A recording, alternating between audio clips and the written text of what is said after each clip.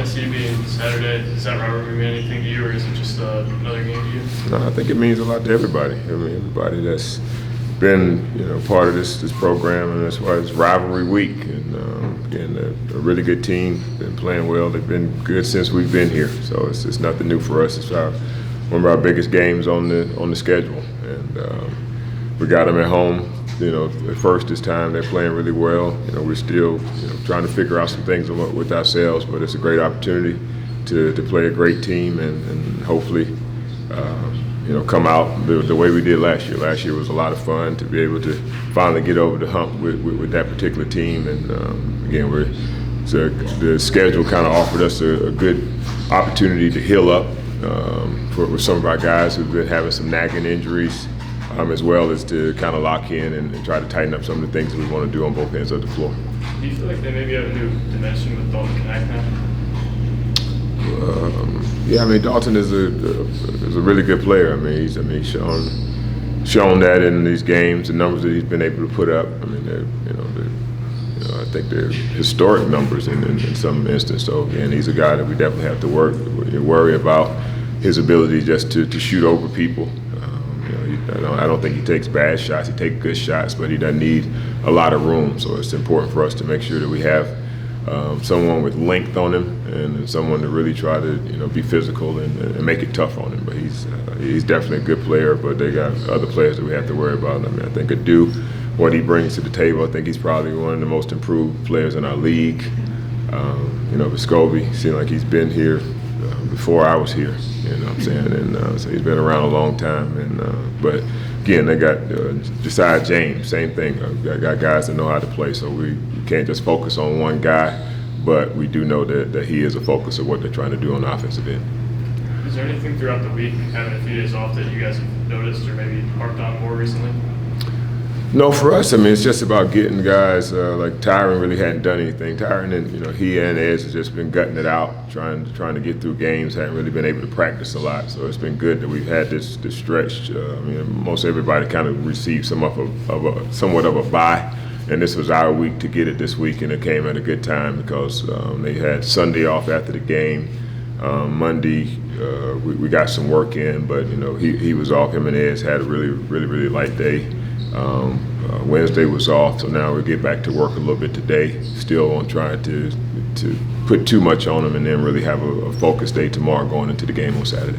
What dimension does it add to this game, given what happened last year with Tyron's buzzer beater? I don't know. I mean, nothing about last year has anything to do with this year.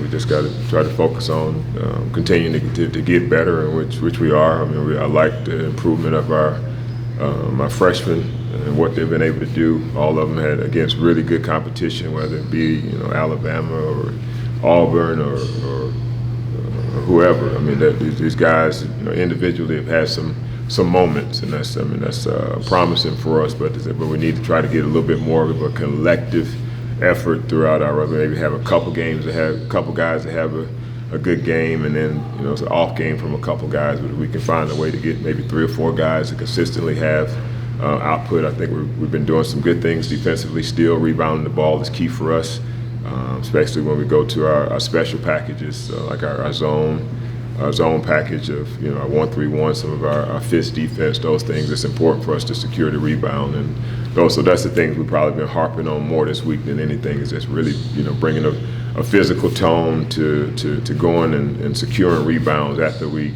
show that we can get those initial stops. Do you find it's harder to rebound when you're in the zone?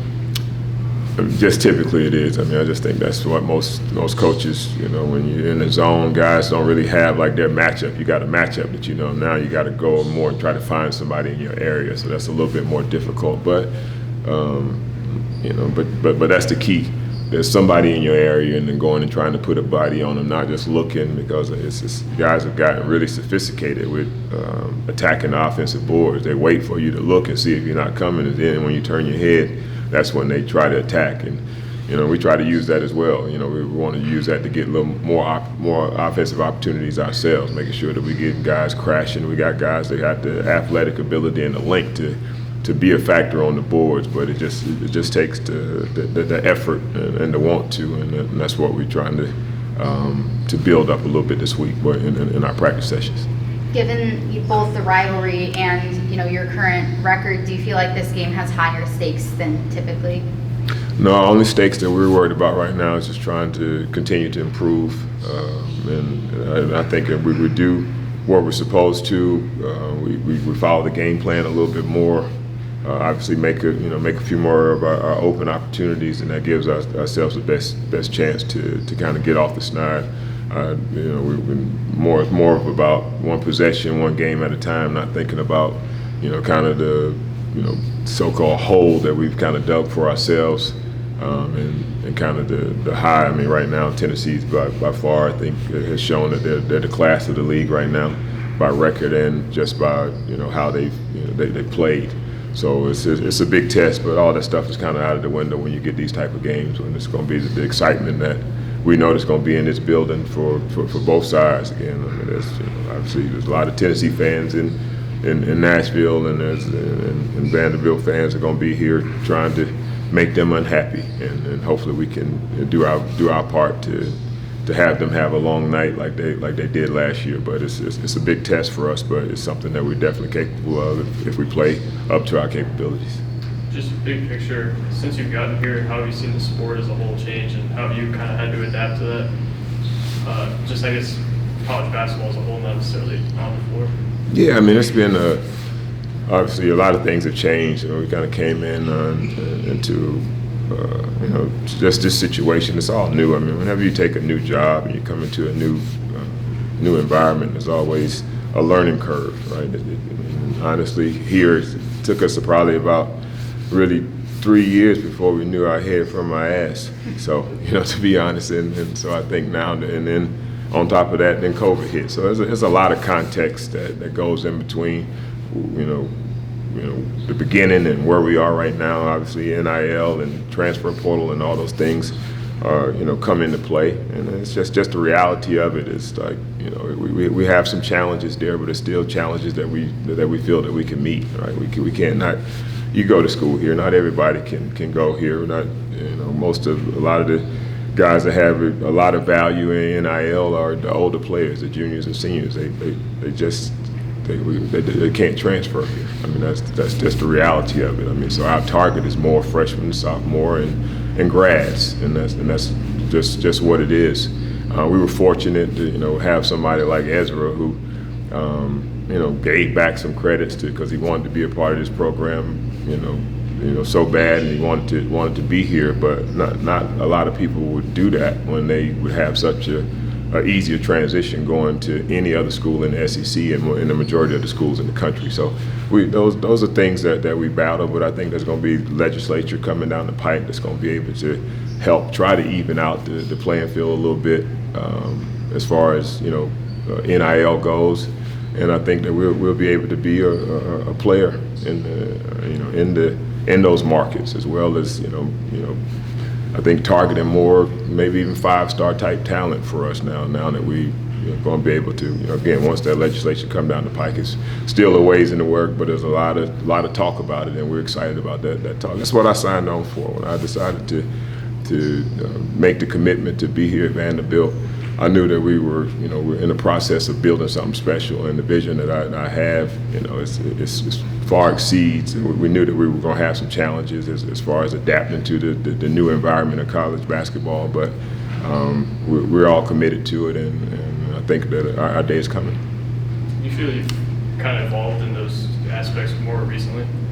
As far as? Like NIL and the portal over the last offseason or so? Yeah, I mean, I just think it was, our NIL initiative last year was keeping our own player, right? Like, it's just the reality of it that I think I spoke about it, I knew about it, I knew where it was going. Everybody didn't want to believe it, but that's where it's going. I mean, it's probably a budget for a college basketball team, as far as NIL is going to be to maintain a roster, it's going to be somewhere between probably $1.5 million to $2.5 million. That's just the reality of what it is, and I think that we hadn't been there. We hadn't had to do that. None of our freshmen that are on our roster right now were on any type of NIL.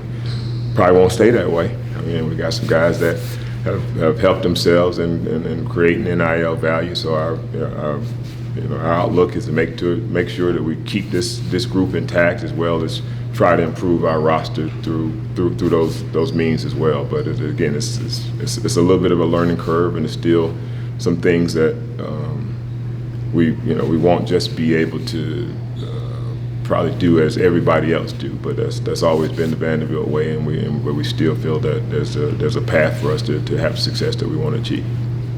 We got to get older, I think that's what that's why we started over. I mean, everything needed to kind of fall in place. We lost a lot of key contributors last year, for a number of different reasons, and we started over. And I think that we were hoping everything worked out, that the grad transfers that we came in would hit the ground running, and obviously just hadn't had the success that we would hope for. And again, that's a lot of context, and nobody really cares about context, right? Everybody wants to, in this day and age, if you got to get it done, and if you don't get it done, we want heads on a stake, and we understand that. We understand that that's part of the business that we're in, but it don't stop us from continuing to work and grind and make sure that we give these guys everything that we get to get better, to ultimately help our team get better.